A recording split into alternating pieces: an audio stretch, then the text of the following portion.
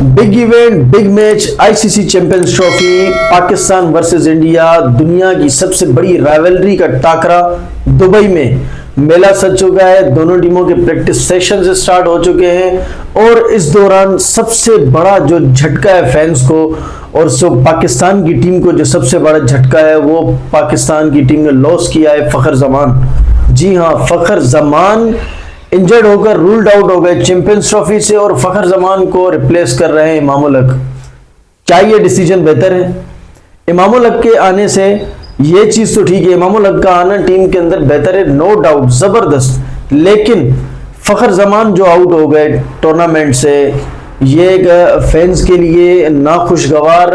माहौल और सबसे ज्यादा ये चीज कि इतना बड़ा दुख और सदमा, यानी साइम अयूब का जाना अभी अवाम से फैंस से जहन से उतरा ही नहीं था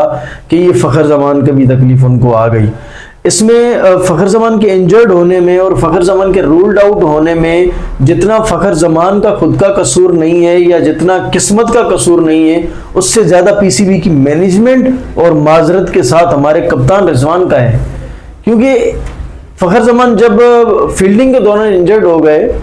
तो इंजरी के बायस जब ये मोहम्मद हफीज ने जिस तरह कोट किया कि जो फखर जमान को जिस बंदे ने नंबर 4 पर बैटिंग करने भेजा है, ये चैंपियन ट्रॉफी तो उसको दे दें आप सबसे पहले। क्योंकि आपका एक बंदा ऐसा इंजर्ड है कि आपको पता है, यानी देखने वाले फैंस को पता है, इतने एनालाइज कर सकते हैं लोग कि ये फखर जमान की जिस टाइप की इंजरी है कि ये बैटिंग नहीं कर सकते। अगर बैटिंग करने जाएंगे तो ये फिर आज का मैच तो जो होना था हो गया, ये अगले मैच में भी नहीं जा सकेंगे। ये इतना फैंस को समझ आ रहा है, टीवी वॉच करने वाले को समझ आ रहा है, लेकिन ये मैनेजमेंट को समझ नहीं आ रहा, कोचेस को समझ नहीं आ रहा और सर रिजवान को समझ नहीं आ रहा। उनको भेज दिया नंबर 2 पर एक प्रेशराइज मैच में। फखर जमान की ये कंडीशन है कि वो सिंगल ले नहीं पा रहे, स्ट्राइक रोटेशन उनसे हो नहीं रहा और जाहिर सी बात है वो हर बॉल पर छक्का भी नहीं मार सकते। उनकी कंडीशन बता रही थी, जब उनसे बॉल बीट हो रहा था, उनकी रीच में नहीं आ रहा था फखर जमान की, तो फखर जमान के क्या तासुरात थे, क्या एक्सप्रेशंस थे। और इस चीज का जो सबसे बड़ा नुकसान हुआ है वो ये हुआ है कि बाबर आजम जो बैटिंग कर रहा है, जो बैट पे सेटल है, अच्छा उसने डॉट कर दी है, ठीक है, लेकिन वो एक अच्छी इनिंग की तरफ जा रहा था जो पाकिस्तान के हक में बेहतर था कि जो आपका बड़ा प्लेयर है, जिससे आपकी बड़ी एक्सपेक्टेशन है, जो पिछले 2 साल से रन ही नहीं कर रहा लेकिन वो रन कर रहा है, पिच पे स्टे कर रहा है। तो फखर जमान जब वहां पर बाउंड्री नहीं मार पा रहा, जब फखर जमान स्ट्राइक रोटेशन नहीं कर रहा, तो प्रेशर क्रिएट होता गया, जिसके बावजूद नज़ारा ये हो गया कि फखर जमान को भी आपने नुकसान दे दिया, जो उसकी वजह से उनकी इंजरी ऐसी हो गई कि वो उस इंजरी की वजह से चले ही गए मैच से, यानी मैच में भी गए और टूर्नामेंट से भी चले गए। और उसका जो नुकसान हुआ वो खुद बाबर आजम को भी हुआ, प्रेशर ज्यादा हो गया, क्योंकि उसकी नेचर में ये नहीं है फखर जमान की, जो नेचर फखर जमान की है वो नेचर बाबर आजम की नहीं है। बाबर आजम की क्लासी नेचर है विकेट पर खड़ा होके लंबी गेम को लेके जाके फिनिश करने की। फखर जमान की नेचर है कि अगर उसके ऊपर किसी ने प्रेशर बिल्ड कर दिया तो फखर जमान को ये पता है कि वो बंदा जो फखर जमान है वो ओवर में 25 भी ले सकता है, 30 भी ले सकता है, लंबी हिटें मार के 4 बॉल अगर डॉट करेगा तो 2 छक्के मार के वो उसको कवर कर लेगा। लेकिन हमारे पास बाबर आजम के पास ये चीज नहीं है। तो इस चीज का जो नुकसान हुआ ये बाबर आजम को भी हुआ, जिसकी वजह से बाबर आजम के ऊपर इतनी डिबेट्स हो रही हैं और बाबर आजम को बुरा भला कहा जा रहा है कि वो सिंगल हैंडली उसने मैच को हरा दिया, लेकिन ऐसा भी नहीं है कि एक बंदे ने मैच हराया। तो इस मैच के अंदर जो फखर जमान आउट हो गए लेकिन इमामुल हक इन हुए, ये एक अच्छी बात है पीसीबी की। पीसीबी से एक्सपेक्टेशन तो नहीं थी अच्छे डिसीजंस की कि पीसीबी ऐसा डिसीजन ले पाएगी, लेकिन ये उनका फिर भी एक सोचने जैसा डिसीजन है कि उन्होंने रिप्लेसमेंट एक अच्छी की है। यानी फखर जमान को हटाकर अगर जो उनकी एक इंजरी की वजह से वो हट गए तो उनकी जगह पर जिसको लेकर आए वो एक प्रोफेशनल और जबरदस्त ओपनर, जो अभी पास्ट में फखर अपना इमामुल हक ने जो परफॉर्मेंसेस लिस्ट ए में दी हैं वार्म अप मैचेस में और कायदे आजम ट्रॉफी में और प्रेसिडेंट कप में, तो इमामुल हक सेटिस्फाइड ओपनर हैं। यानी इमामुल हक के आने से फैंस भी सेटिस्फाइड है कि आपने बंदा अच्छा चुना है। अब इस बंदे अच्छे चुनने के बाद अब पीसीबी सिलेक्टर्स है ना जो, और जो हमारी टीम मैनेजमेंट है, कप्तान है, उनको ये डिसीजन लेना होगा कि आप बाबर आजम को काइंडली उसके नंबर पर वन डाउन पर लेके जाए, उनको जबरदस्ती 2 नए बॉलों पर आप उनसे ओपनिंग करवा के उनका अपना माइंडसेट भी खराब कर रहे हैं। एक तो उनके वो प्रेशराइज है कि उससे स्कोर आ नहीं रहा, और आपने उसको भेज दिया ओपनर, यानी एक और डबल जिम्मेदारी। बाबर आजम को आप वन डाउन पर लेके आए, और आपका जो एक अजीब सा स्क्वाड सेट किया हुआ है, अगर आपने जो आपने सिलेक्ट किए, उस्मान खान जो आपके पास एक बंदा T20 की परफॉर्मेंस में आपने उसको वनडे में रख दिया है, चलिए रख दिया है तो कम से कम उसको एज अ ओपनर आगे लेके आए, जो प्रेशर थोड़ा पिछले जो मिडिल ऑर्डर है जैसे बाबर आजम है उस पर प्रेशर कम हो सके, और वो डिलीवर कर पाए ऐसी चीज जो हम उससे एक्सपेक्ट करते हैं। उस्मान खान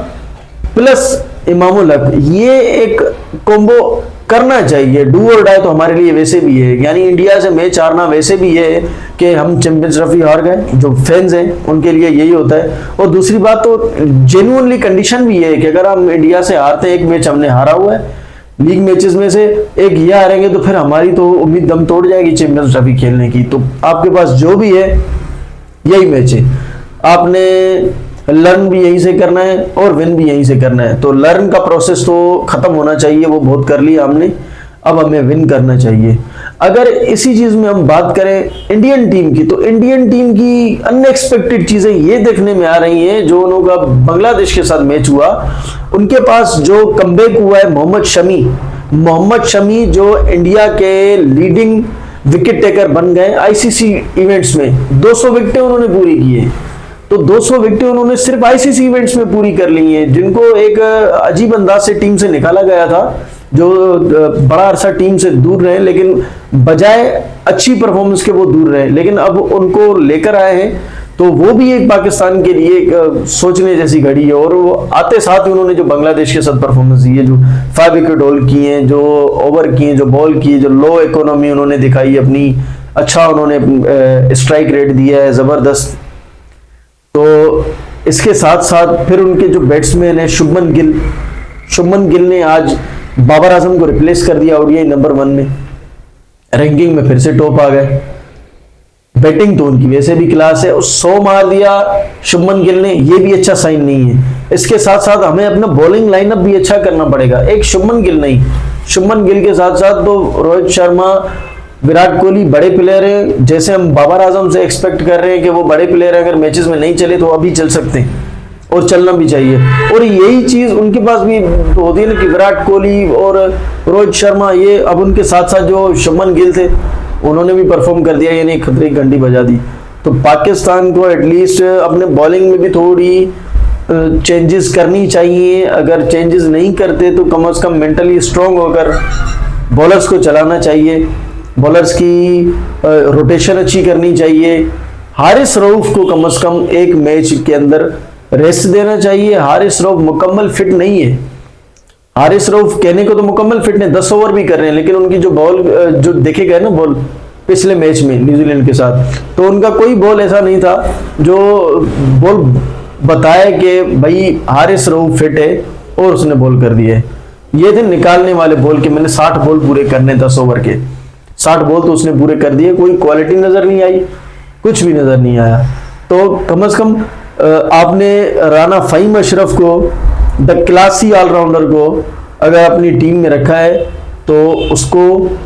मौका दें, ताकि वो अपने स्किल प्रूव कर सके और फैंस को झूठा साबित कर सके कि आपने गलत प्रोपेगेंडा किया मुझे पर्ची शर्ची बोल के। एटलीस्ट उसको मौका दे,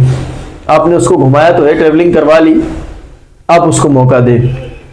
पाकिस्तान इंडिया जबरदस्त क्लैश होता है, इसका इंतजार होता है फैंस को, 2-2 साल में मैच होते हैं, 1 साल में मैच होते हैं, कोई ना कोई आईसीसी इवेंट होता है, तब जाकर इंडिया पाकिस्तान का मैच होता है। तो जो हमारे कप्तान है, जो मैनेजमेंट है, उनको चाहिए कि इस मैच को यादगार बनाएं और एक नया रिकॉर्ड करें। चैंपियंस ट्रॉफी में इंडिया और हम कोई सिमिलर ही है एक दूसरे से मैच जीते हुए, उसमें तो कोई दो राय नहीं है। दुबई के अंदर भी मैचेस उन्होंने भी जीते, हमने भी जीते, लेकिन ये मैच हमारे लिए इंपॉर्टेंट है, और इसलिए इंपॉर्टेंट है कि आईसीसी टूर्नामेंट जो चैंपियंस ट्रॉफी है, एक तो हम इसको डिफेंड कर रहे हैं, लास्ट हम चैंपियन है इसके, और दूसरी बात, ये पाकिस्तान में हो रहा है, तो हम होस्ट नेशन है, एटलीस्ट हमें एक जबरदस्त क्रिकेट दिखानी चाहिए। गेस्चर तो हमने अच्छा दे दिया सब टीमों को, दुनिया को हमने अच्छा अपना इमेज दिखा दिया कि पाकिस्तान के अंदर क्रिकेट से मोहब्बत की जाती है, पाकिस्तान की क्रिकेट जो है, जो फैंस हैं वो हॉस्पिटैलिटी है, यहाँ पर मोहब्बत है, अमन का पैगाम है, हर चीज़ है। लेकिन ये चीज़ हमें क्रिकेट में भी करनी है। किसी यूट्यूबर ने कहा था कि पाकिस्तान ने जल्दी जल्दी स्टेडियम तो बना लिए लेकिन टीम बनाना भूल गए, तो कम से कम इस चीज़ को गलत प्रूव करना चाहिए कि टीम उन्होंने गलत बना दी या नहीं बनाई, इसको गलत प्रूव करें और पाकिस्तान को एक अच्छी क्वालिटी क्रिकेट दें। तब तक के लिए, अगले मैच के लिए हमें दें इजाजत। एच स्पोर्ट्स को लाइक सब्सक्राइब लाजमी करें ताकि हमारी किसी अपडेट से आप महरूम ना रहें, जुड़े रहें। शुक्रिया।